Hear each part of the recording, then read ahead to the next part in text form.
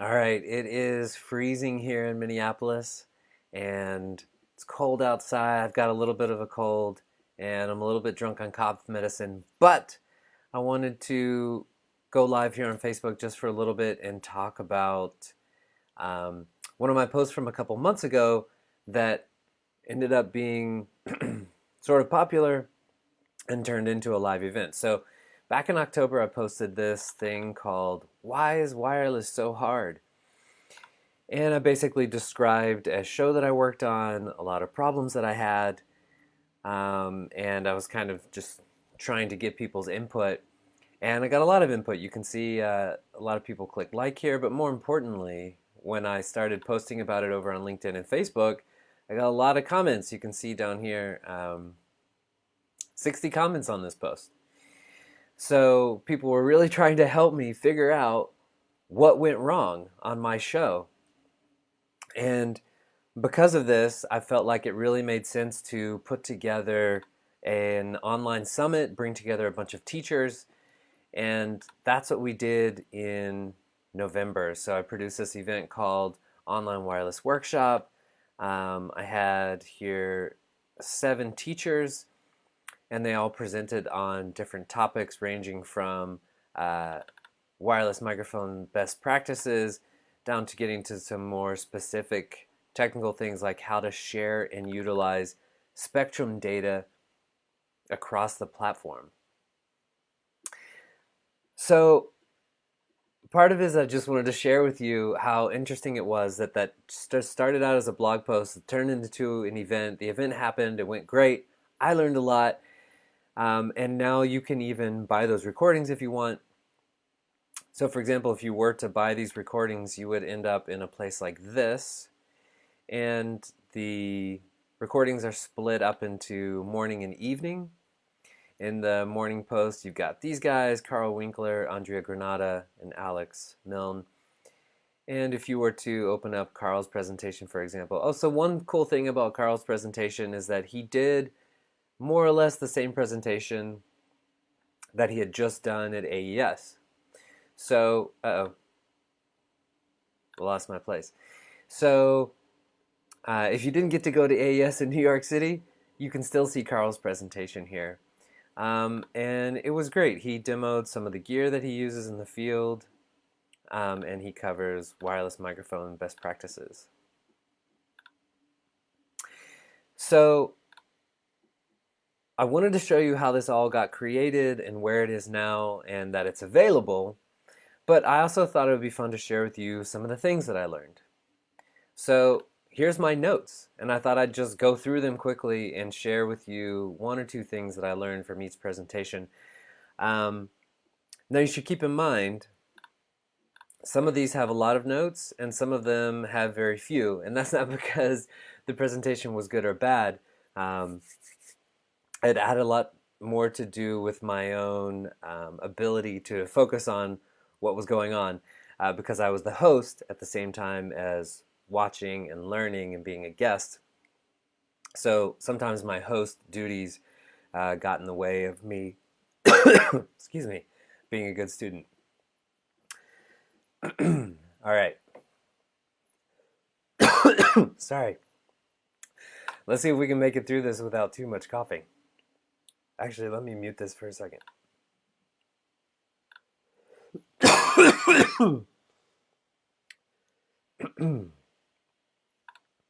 Hopefully that muted it. I have no idea. I'm just learning how to use this software. All right, so let's get into some of these takeaways. So from Carl's presentation, oh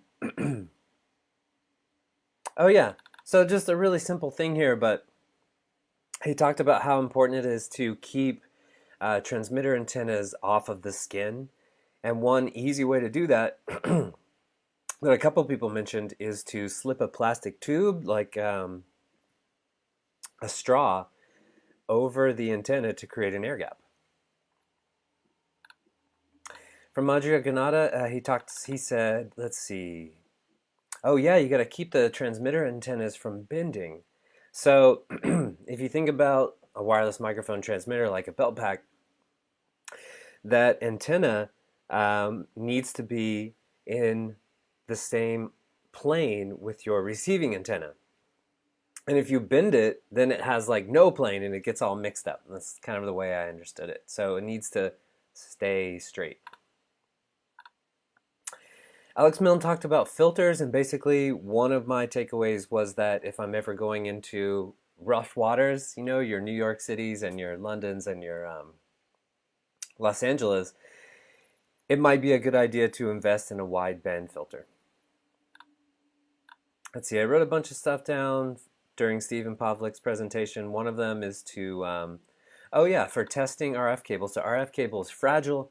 He showed us that if he like bent it a few times, then he could already see some effects on the transmission loss. And the way that you were able to test that pretty easily is by running a known transmitter through the cable and seeing if it has the expected loss at the other end. And so in the presentation, he shows us like taking a transmitter, and you need like this adapter, and then you have the cable, and you have a receiver on the other end, and you can measure and see how much am I receiving. Is it the same amount that I'm transmitting minus the cable loss, or is it more? And if it's more, then the cable might have a problem. He talked about placing antennas 12 to 14 feet in the air. That's a lot higher than I normally do it. I was familiar with the concept of antennas needing to be within line of sight of their transmitters, but I didn't know this stuff about the Fresnel zone, and I can't really explain it to you now, but basically your antenna needs to be higher than you think it needs to be. Not just this high so that it connects with the transmitter antenna, but high enough so that it can account for the Fresnel zone. Stephen Pavlik also, and maybe somebody else as well, talked about creating a link budget. And that's basically like a link budget is to sound system design, your sound system design. I don't think I explained that very well. Okay, so imagine you're going to set up your sound system, and you've got a room design or a sound system design, and you're looking at that. So a link budget is a little bit similar. You put all of your pieces down for your entire signal chain, and then you run a calculation and say, I'm outputting this amount, and then with each step here, I'm having this amount of loss. How much do I have at the end? How far off is that from where I expect it to be? And that is how you design your system so that you have correct gain staging. All right, hopefully I didn't confuse the issue too much there. So one thing I learned from Passy is just using Wireless Workbench. I didn't know that you could right-click on a TV channel to exclude it. That's it. So let me see if I can switch over to Wireless Workbench. And I'm not sure if you can still hear me, so let me just do this real quick. Here's Wireless Workbench. Here's a scan, so if I right-click on a TV channel, I can exclude it. That's it. Pretty simple. I just didn't know that. Okay.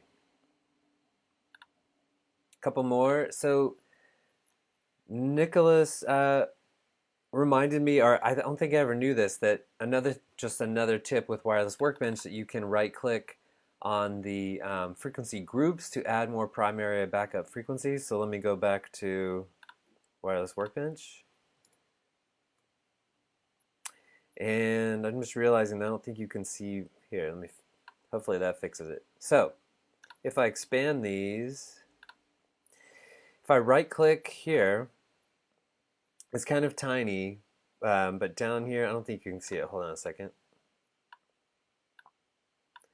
Hopefully you can see it now, but if I right-click here and scroll down, then I can add primary frequencies and add backup frequencies. Pretty cool. Again, just things I didn't know about.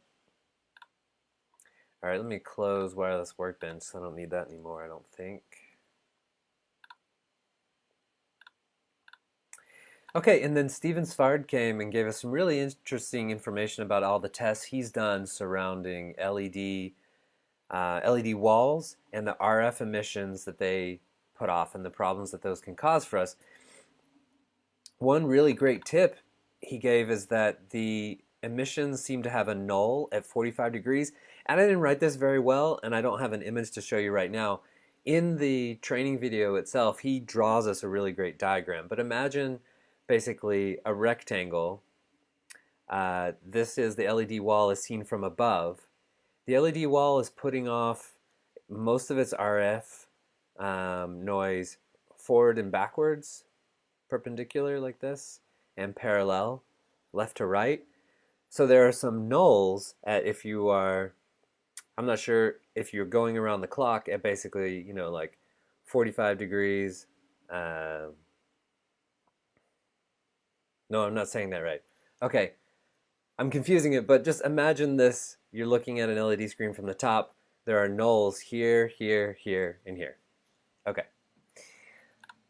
Cool, so those are all my notes, and that was just from watching it live. I plan to go back and watch these again pretty soon. I think a smart thing for me to do would be to watch them like maybe a couple days before the next event that I work on so that I can be reminded how to create a link budget, proper antenna placement, and stuff like that.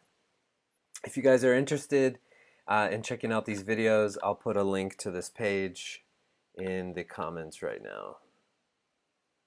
Can I do that? Okay, I think I did it. All right, so I hope some of these notes that I shared with you help a little bit, and just wanted to share with you kind of the story of how this whole thing got created and produced and is now available. If you have any other questions or suggestions, please let me know in the comments for this video. All right, bye.